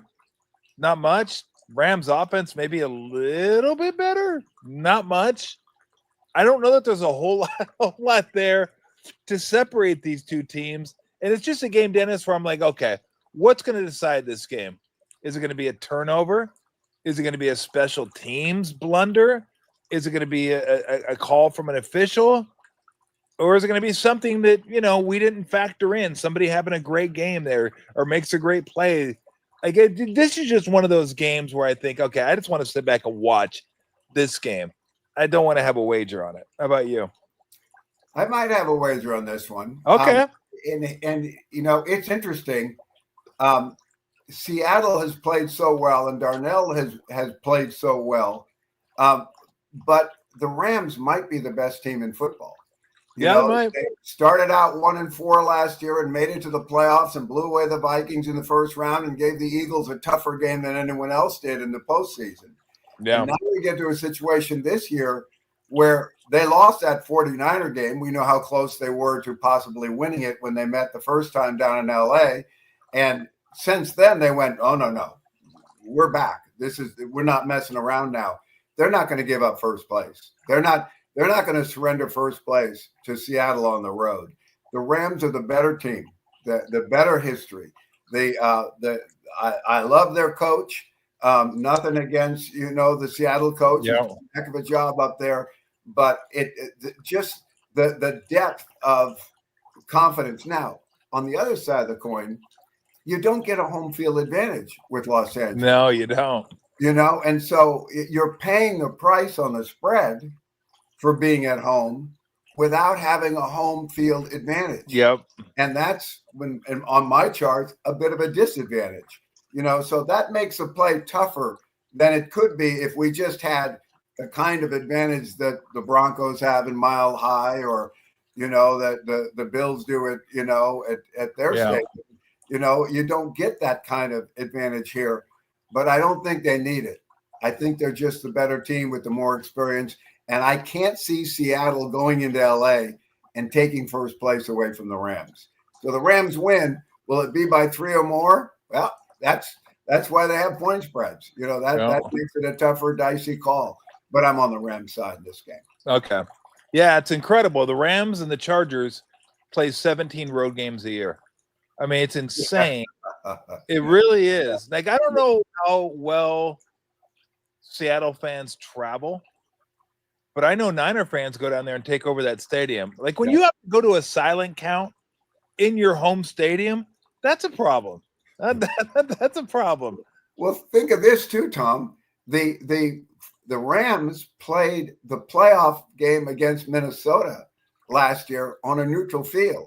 Yeah, because the Fireworks in Southern California, they played in Arizona. They blew them away on a neutral field. Yeah, the Rams ought to skip home field. They ought to just tour stadiums. The Cardinals aren't at home this week. We'll use the Cardinals stadium. Barnstorming? We'll go to Levi when the 49ers are out of town. Just move it around. They're like neutral field. We play on a neutral field 9 times a year. Yeah. What are you talking about? Play in Europe each week. Oh my God. All right. Let me ask you about the dog of the week, but this isn't like the dog. And I always tell people this. If a game has value, it has value. It doesn't matter if it's a good game, bad game. It doesn't really matter. Just, can you find some value in this one? Can you find value in the Texans Titans? Oh yeah. Well, I know. How did I know that game you're going to be able to find value in? Because I know Dennis and I know the games he likes. Yeah. There we go. Yeah. You say you're finding value in the Titans, I may slowly close this computer up. And I'm going to tell Pam too. I'm going to tell Pam you're taking the Titans. I had fun ending my article last night on the Jets Patriots matchup, because I wrote about the dominance that the Patriots are and how good they are. And yet this is too flat. This would be a Jets kind of play plus the 13 points, a loaded line. Yep. And I said, wait a minute. The point spread police are here. He's bigger than me, and he's telling me to back away from the keyboard, and I had so much fun saying, but end of the article right there, without picking it. And not I thought it was wonderful that the game landed on the 13-point line. Yep. After all that, because it really was a game. We'll get back to the game you just asked about in a minute with Tennessee, but I do want to point out this stat on the New England Patriots, because they're not playing, obviously, because they played last night, so we won't get to it otherwise. Yep. And I wrote about it, so you probably saw it, but teams, there was only, prior to this season, 5 teams in NFL history that won 7 or more consecutive games, scoring at least 23 points and giving up 23 or less points. Those 5 teams, let's see if I can remember, beginning in 1949 was the Philadelphia Eagles. They won the NFL championship. In 1961, the Houston Oilers of the old AFL, they won the championship. 3 times in the Super Bowl era, teams did it. The 49ers in 84, the Rams in 99, and the Philadelphia Eagles last year did it. This time, last night, the Patriots won their 8th straight game, scoring 23 or more points and allowing less than 23, which puts them the 6th team to do it. The first 5 won their league championships. So get down on the Patriots to win the Super Bowl. There it is. I mean, that's just one stat, and I'm not sure that's the reason, but it is most interesting that stat is pointed to the championship of the league every time. And the Patriots are the 6th team to do it. Now back to the Tennessee Titans. We've got a Titans game here that the Titans are still a horrible football team. People can say, well, this is improved and they're doing better here. And, Cam is coming around. Their defense is tough. Yeah, they're a horrible football team. They've been outscored by the most points in the league, and they've won 2 games. This is not, 1 or 2 games. This is not, this team isn't going anywhere. And now, they're playing the Houston Texans. And I think the Houston Texans, which came down to the 4th quarter last, and they were looking down the gun barrel, they lose that game, they can say goodbye to the outside playoff chances of trying to compensate for the horrible start they had where they lost so many games so close. 1 point to Tampa Bay, a late touchdown against Jacksonville, a late field goal that they gave up 11 unanswered points in the 4th quarter against Denver. All those games could have been wins, were all losses. And that all took them out. And had they lost last week to the Texans, the Texans, if they would have lost to the Jacksonville Jaguars, the party was over. And yet they scored, 23 4th quarter points to overcome a 19-point deficit and I guess 26 points because they ended up winning 36-29. That was just a team on the cusp of being eliminated that said, no, we're not going to get eliminated. This is where we draw the line in the sand. Now, the next week, I wish we had C.J. Stroud back. That would be the preference. And if we did have C.J. Stroud back, we'd be laying 7 or 8 points. Instead, we have Davis Miles starting at quarterback again. It's a little dicey to take a young quarterback. He's experienced, but he's obviously always been a backup. Now you get him in a situation where he's coming off that tremendous come-from-behind win last week. Do you think, and Lulu, what do you think? Do you think that he could actually do this? Do you think he could? Lulu doesn't care. She just knows it's about lunchtime. Is it getting to be lunchtime? That's what Lulu knows. So anyway, what I'm saying is this. I think the Houston Texans are on that path where teams that don't succeed early in the season, I can see it on my charts. I got every team, I can see a lot of L's. The first half of the season are usually followed by a lot of W's the second half of the season. And I'm looking at the Houston Texans being a team that's going to pick up a lot of W's from here on out. And one of them will be against the Tennessee Titans this week.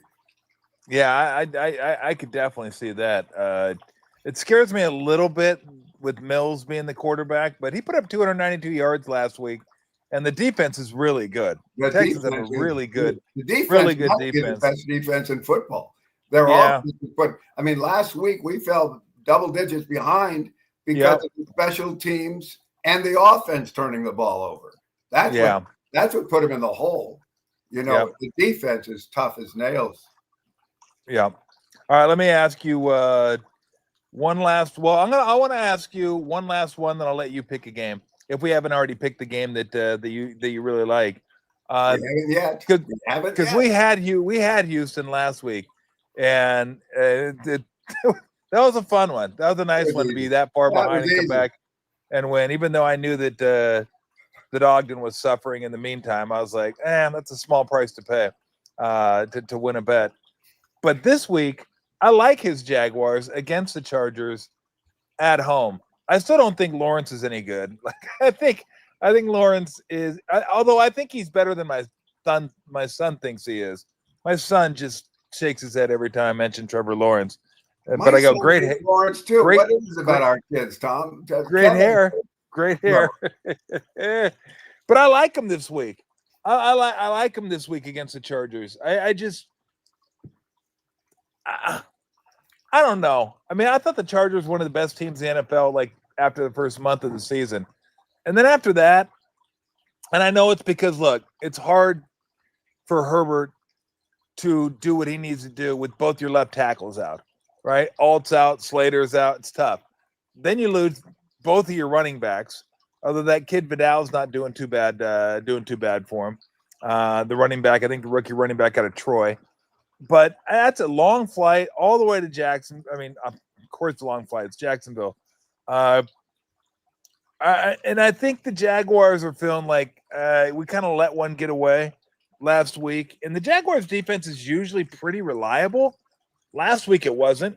But I think it's going to be against the Chargers at home this week. How do you see this one? Yeah, this is a great spot for the Chargers to lose in. And that's because last week when they played Pittsburgh, that was a 50-50 proposition for most of the bettors. I'm sorry I didn't come with the Chargers last week because I really did like it.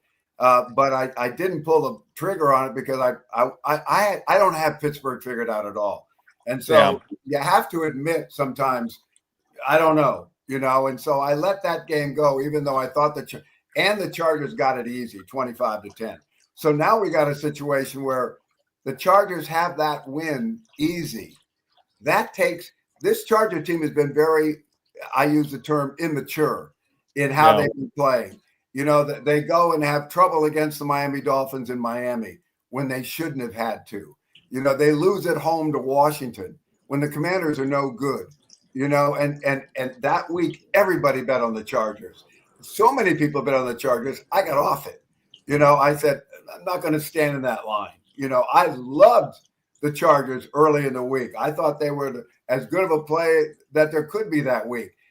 Everybody was on the wise guys, the guys in the casinos, the parlay players. I couldn't find anybody that didn't say, oh, yeah, the Chargers. And I went, okay, have fun with that. I don't get in those long lines, And I skipped it, which was great. Even though when we were down, I had 10-0 going into late in the first half, I went, why didn't I just take the Chargers? Well, I didn't take them because they ended up losing 24-10. Yeah. So now you take the Chargers, this immature team, you take them off a big win in first place, looking at Denver, the team they're tied with, probably going to get beat that night by Kansas City. So people are looking at that as, I'm sure it gets in your mind, well, we could be alone in first place. All we have to do is beat Jacksonville. Too bad. Not going to happen. Jacksonville, I think, is a real good play. Yeah, I like Jacksonville. All right, is there one we forgot that intrigues you? There's this. In the old days when I used to, crank games up to 10-rated games and 9-rated games and things like this. You don't do that anymore. Why don't you do that anymore? I don't. And I like the fact that you don't do that anymore. I like the 5s and the 4s, and I don't need the 10, 9, 8, 7, 6. Here's what happened. I had people betting double on the top picks. And so when I read a 10-rated top pick, it better darn win because they're putting 20 units on it. And then on 4 of the games, they're putting 4 units each. I go 4-1 and they lose 4 units. It just didn't make economic sense. It was great for advertising campaigns, as you know. You can find ads in the program in August that say our top pick of the year is Denver over Kansas City in week 11 because that's what they do. They pick a game that's attractive and they advertise it 6 months in advance that's their top pick of the year. And so I always have kind of known, that even being a victim of doing it myself, that anytime you advertise top picks of the years and plays of this and plays of the century, it's an advertising campaign. It's not an investment. And so I became more conservative a few years ago and just started saying, no. I might have a game that I rate a 6 now and then, because I'm thinking, go after this one. There it is. And that might be this game. And that is this week when the Atlanta Falcons host the Carolina Panthers, because we have a situation here where Carolina 2 weeks ago beat Green Bay, and then surprise, surprise, they lose to the New Orleans Saints. Yeah, of course they lose to the New Orleans Saints. You know, they're a young team. They had a big win. They thought they'd reached a stage where they could throw their helmets on the middle of the field. Now you take the Atlanta Falcons, a team that's one less than their talent dictates. So I'm saying the Carolina's 5 wins are a step ahead of their actual talent, and that the Atlanta Falcons' 3 wins are well below their actual talent. We also have Atlanta losing 4 in a row since they upset the Buffalo Bills. Well, upsetting the Buffalo Bills for Atlanta is on a par with Carolina upsetting the Green Bay Packers in Green Bay. Yeah. What we have is the Panthers, early on after their big win, and still overrated, and an Atlanta team that, hey, they got edged by New England 2 weeks ago by 1 point. They went to overtime against the Indianapolis Colts. Those might be the 2 best teams in football. They go on a neutral field in Berlin, was it, that they played last week? That that they went overtime in that game, and now we're in a situation where they're at home and they're playing a Carolina team that got their first win of the season in week 3, 30-0 over Atlanta. Oh man. Show me something against this play, and I'll refute it. This is the Atlanta Falcons big. The Atlanta Falcons, Michael Penix, let's go. Raheem Morris, let's get it done. Yeah, I kind of like that one too. I kind of like it. I don't love betting on the Falcons, but I do like this spot. I absolutely do like this spot. Dennis, it was great to see you last night. Yeah, it really went well. I was concerned that it was raining outside, and that wasn't going to stimulate attendance, and I was aware of that. But the place filled up. And, it did. And as I told you already, I really appreciated you being there. Oh, of course. I thought the audience, I mean, we even had a former Raider there. You did. Rich did. And so it was, and the first thing is, one of the people who was in charge of the event said, that guy over there has a Super Bowl ring on. That was the first thing they know. It's a sparkling coming in the door. He's got a Super Bowl ring on. Rich Martini was there last night. In any case, I really enjoyed the event. I love meeting with people, and it was a bright crowd. They had some good questions, and they cared about football. And so I had a great time. I really enjoyed it. And as I say, again, I appreciate you being there, Tom. Thanks. Absolutely. Do you have a copy of your book laying around? You can just show people if they want to find it. Where can they find it if they want to grab a copy of your book? Al Davis to Win. There it is. It's on Amazon. It's on Amazon. Go to Amazon. Check it out. They've reduced the price. I don't have any control over that. Amazon does what they do. So it started out $39. Now it's less than that. So there you go. Get in there. It's good. Good gift. It's Christmas time. So here's the big question: when are you going to read it, Tom? Soon. Yeah. It's hard for me. It's hard for me. I don't read as much as I'd like, especially during basketball season. There's Warriors games, there's Sharks games I want to watch, and of course there's football games.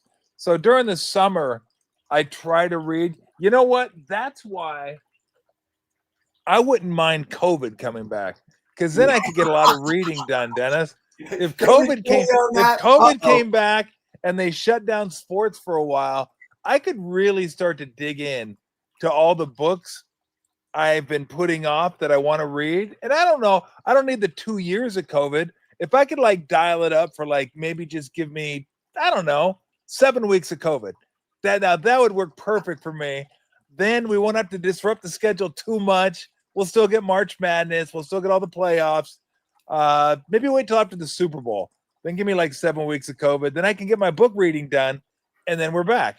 Well, I was never a reader. In fact, in college, I thought the Cliff Notes were long. I didn't do, I mean, I was not a reader.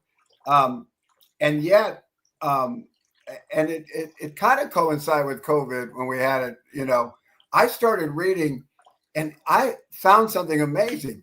There's a lot of good information in books. I had no idea, and so, I've become an avid reader. In fact, in college, I didn't go to law school, even though that's what everybody said I should do. Oh, you'd make a good lawyer. You should go to law school. And I was thinking about it, but I looked at it and said, too much reading. Too much reading in law school. I don't like to read. I'm not going to put myself in a position where I'm going to be upset all the time that I have to do all that reading. If I had the reading a competence that I have today, I would have gone to law school. That would have kept me out of it. That was the reason. I just didn't want to do that much reading. Now, I told you when we talked a couple weeks ago, I'm reading 1929. Yeah, I finished 1929, and then I also read the Church of, where is it there? Church of Hate. It's a Church of Church. The State of Hate. Fascinating book. Really? Fascinating book about how the right has weaponized religion and how it's misinterpreted things. And the writer of that book, his father was a Jesuit priest and his mother was a nun. And they met in Africa when the man was in the hospital and she was a nurse in Africa. And they became attracted to each other, even though obviously they had commitments that prevented a relationship. And then they had this 3-year relationship, long distance. And finally they looked at each other and said, I love you. I'd like to be with you. And so he left the priesthood and she left the nunnery, and they became husband and wife and had 3 kids. And this one wrote the book. And I call it, Cliff Notes for the Bible, because he takes the Bible and fascinating study on how religion is used today. And totally misinterprets what's in the Bible. And, and we always know, I mean, take care of the poor. How's that going for Mike Johnson? Exactly.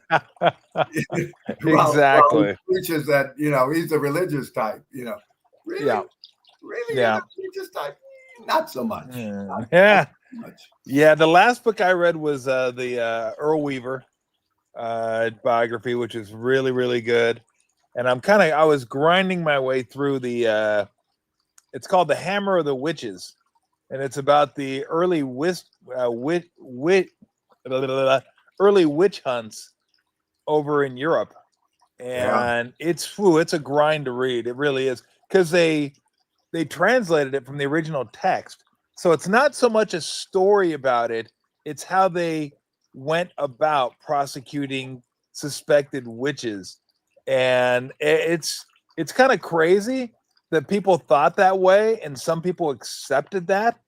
Like I'm like, good Lord, this is like not that long ago. I mean, it's 1,000 years, but in terms of how long the earth's been around there, like, it's unbelievable. You're like, people bought this? Like, oh yeah.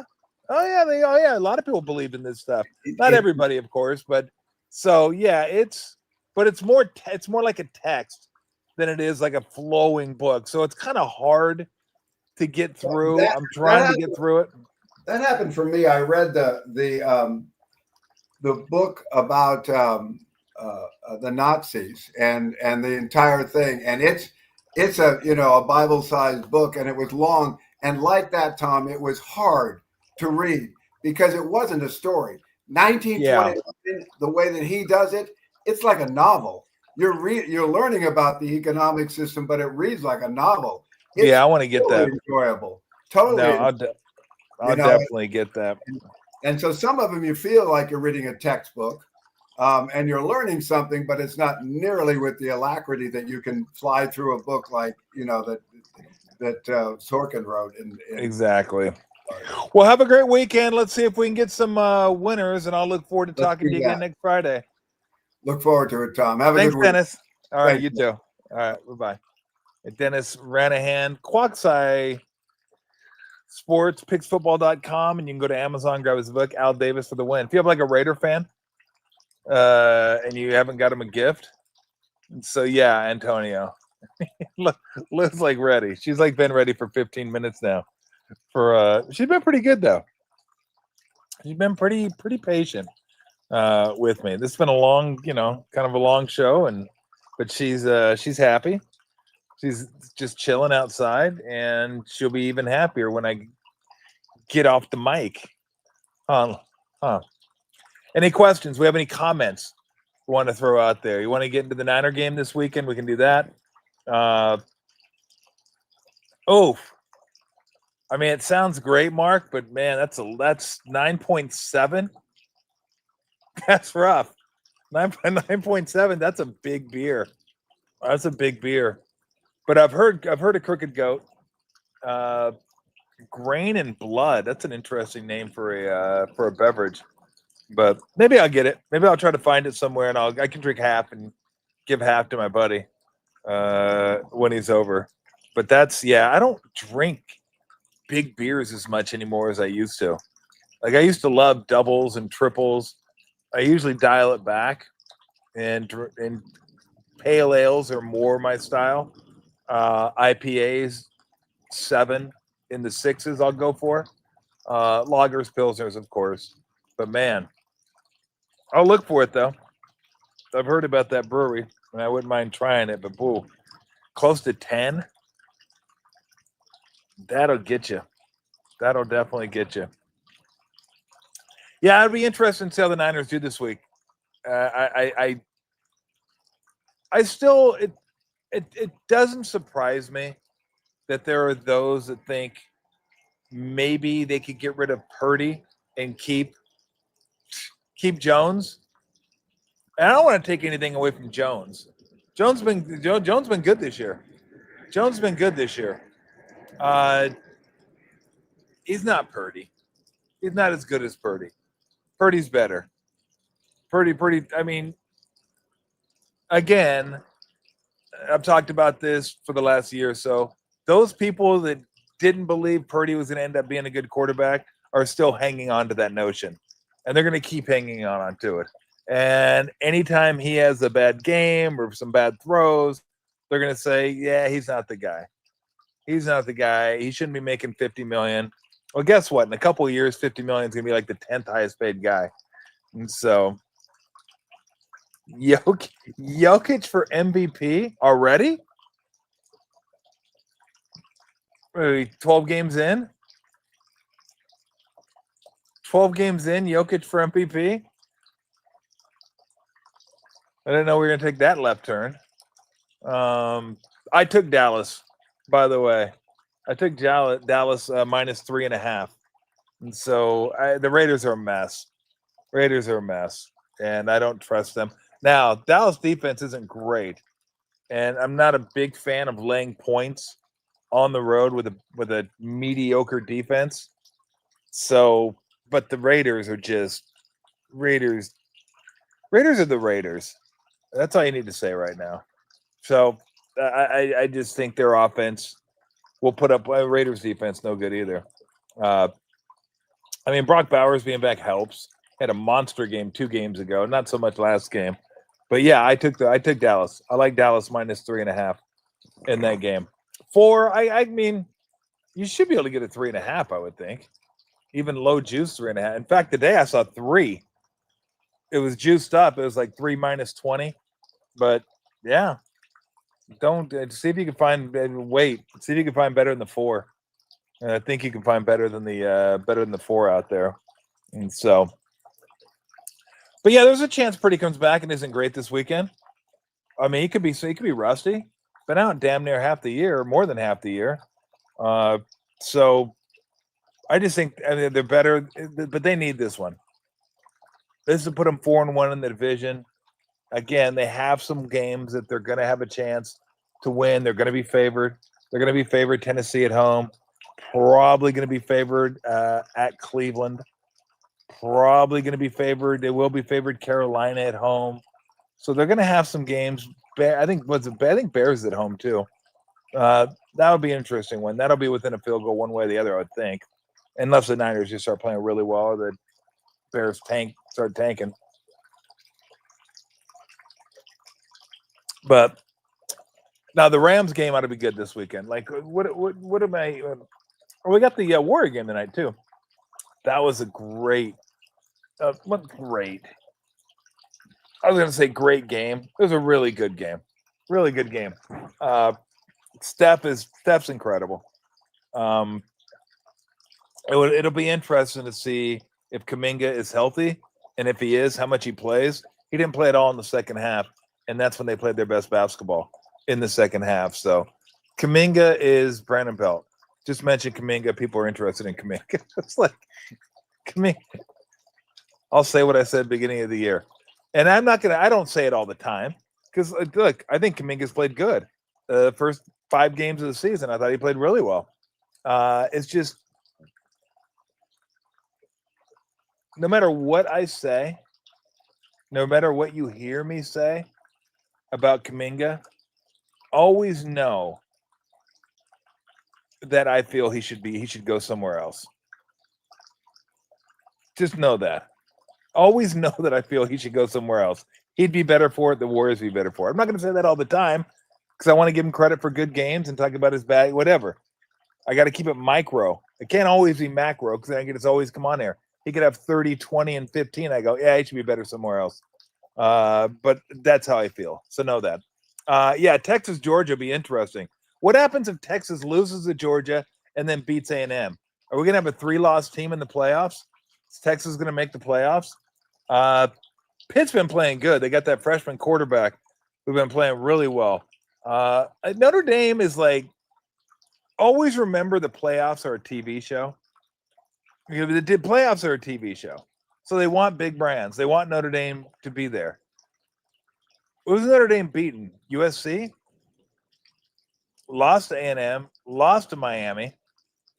I don't think – does Notre Dame beat anybody worthwhile? I'd have to look. I don't think they have. I'd like to think Pittsburgh will get to Carr more so than anybody else can get to Carr. Like, Pittsburgh does a pretty good job of getting to the quarterback.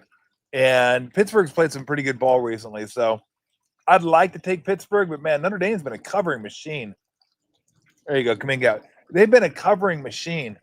I had Navy last week. When I got to 28, I go, hey, let's try some Navy. Oh, only down 10 at half. Okay, looking like, and then it was over. Halfway into the third, it was over. I was like, well, that was fun. I enjoyed that. I enjoyed being right there until halftime and then gone. So before I get back to the Warriors, Andis was asking what I'm keeping an eye on in college football, like what I'll be watching tomorrow. I mean, I'll probably watch the games tonight after I watch the Warriors game. Notre Dame Pitt, I'm going to keep an eye on that. Arizona Cincy, because, Arizona, but not saying that's going to be a big game by any means. Iowa USC, that's going to be interesting in that it's a defense first versus offense first team, and it's going to be in the rain in LA. Never rains in LA. Yes, it does. Tomorrow it's going to rain in LA. So USC's still alive, possibly, for a playoff bid. Will they get there? We'll have to see. Depends on how they do against Oregon. They got Oregon next week. And if they win that one, then they're going to finish up with 2 losses. They're going to finish up at 10-2. Possible. What's the other game I'm going to keep an eye on? Texas, Georgia, of course. That's the big one in the evening. Florida, Ole Miss. Nah, I'm tired of watching Florida. I've watched Florida way too often this year. I have no interest in watching any more Florida. Boise, San Diego State, maybe. Watch that one. But, yeah, it's not a great slate of college hoops. So, but I am looking forward to watching some of the games on Sunday. Not a game, of course. But I'm looking forward to watching Seattle and the Rams. Too bad they're both at 105. And then the Chiefs Broncos are on at 125. God dang. We got like two really good. Like, I'm not going to say the Niners in Arizona is a really good game. No one cares about that outside of Arizona in the Bay Area. Like, that is not a big game. That's not going to be your Fox game of the week. Fox game of the week is going to be Seattle and the Rams. And then the CBS big game with Romo and Nance will be the Chiefs and the Broncos. Like, those would be the games I'd be watching if I just wanted to watch really good football. But we'll have the Niners on, and the other TV will bounce back and forth between the Seahawks, Rams, and Chiefs and Broncos. So, yeah, this could work out great for the Warriors. They could split in San Antonio and then not have to worry about that cup nonsense, because tonight's a cup game. I don't know what the court looks like in San Antonio. You will know it's a cup game when you look at the court. The courts are hideous. The courts are meant to burn your irises out of your head. They're just grotesque. So I don't know what San Antonio has in store for us tonight for a cup game, but tonight is a cup game. But you could split in San Antonio and lose the cup game, which is perfect. You don't have to deal with that nonsense. So we'll see. I would imagine San Antonio probably have a better plan for Steph, although I thought Steph did a great job of not settling for threes. Like, he scored a lot of his buckets on the interior and the free throw line, getting fouled, going to the rim, because he really hasn't had it the last couple games or last game from three. He was not good. Well, he wasn't good it was the last two games. Oklahoma City, he didn't shoot well from three either. So the last couple games, he struggled from three. Unlike the game in Oklahoma City, he was still able to score in San Antonio by getting to the rim, scoring mid-range. Like, you give him a wide-open 17-footer, you just go back on defense. That's absolutely a bucket. Butler had a fantastic game as well. Draymond didn't shoot the ball where the damn, but he did a really, really good job on Wembanyama. Chased him around. Wembanyama hit some tough shots on him, but he forced him to really kind of scuffle for most of the game. Yeah, Dre was 0 for 7 from 3. But yeah, he was great on defense. You'll take that. You'd like him to make a few of those threes, of course, but he's out there for his defense and his IQ. That's what he's out there for. That's still his best quality, or his two best qualities. So be interesting to see the adjustment the teams make tonight. Fox was not good. Fox was not good offensively. Fox was not good defensively. So we'll see if he's a little bit better tonight. Castle is really good. Now they're missing Dylan Harper, the number 2 overall draft pick out of Rutgers. He didn't play either. So usually I would and again, I don't really wager on the NBA, but if I did, I'd probably go Spurs, just because usually you just take a split. You figure a team's not going to go in, especially on the road, win both games on the road against a quality team. But when Steph's doing Steph things, anything's possible. But it'll be fun to watch just because it's Wemby and just because it's Steph. And so, all right, if you got a few more comments, we can do that. If not, I'm gonna get her fed, and I gotta say, she's been very good today. I mean, she's hogged the camera a little bit, but other than that, she's been solid. I got the other part of the police squad over here. Pippi just kind of sneaking around, seeing what's going on. And so, Jeremy Appel going to join us. Nice. Monday will be fun. Football, Sunday, Bergie will be back. We'll find out a little bit about his Australian, New Zealand trip. And then we'll talk some Niners, Cardinals, of course. And then maybe a little Rams, Seahawks, Chiefs, Broncos. But it'll be fun to have Berg back to do the show. It's supposed to be raining, too. So I might have to figure out this canopy and get it all situated so we're not getting rained on. But we'll get that taken care of, because we are going to do it out here. Until it gets to a point where it's too cold, too rainy, too windy, whatever, I'm going to do the show out here. I've already made that decision. I like being outside. It's fun doing the show outside.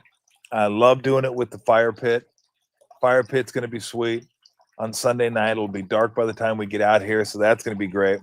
Yeah, so I want to be outside. Don't want to do this. I don't want to do the show inside. So Sunday night we will be back, Bergie and I, and then Monday Jeremy Affelt and Brent Jones. A little Giants hit for you, a little Niner hit for you. So that'll be fun. Looking forward to it. All right, if that's it. If everybody's done, have a great weekend. I appreciate you guys stopping by and joining the show. Like, subscribe if that hits you. And again, I'm going to mention field work because they are your. Look, she's even excited. Field work, your official non-alcoholic craft beer of the San Jose Sharks. If Tyler Toffoli scores or has an assist, you can go to field work. Get yourself 50% off your next draft beer or non-alcoholic beverage. He did not score last night because nobody scored last night. So you don't have to worry about it. Nobody's getting 50% off today. Nobody's getting nothing today. Sharks didn't get anything last night. You get nothing today. And I got to say, I've enjoyed being out here and having I had the headliner and then I got the day money. That's the grapefruit blonde. You might like that if you look at Lou. You liking that non-alcoholic beverage? Okay. We're in then. You're definitely okay, god dang it. I don't know why you're so excited now. You're definitely in for some field work, aren't you? Yes, you are. Should we also mention that you can get pulp at the tank? Yeah. If you want to add a little octane to your beverage, you can get some pulp too. Here you go. Okay. I know. You're ready to go. You're ready to go. I'm ready to go. And you've been really, really good. Say goodbye to everybody. It's time to go feed the beast. See ya.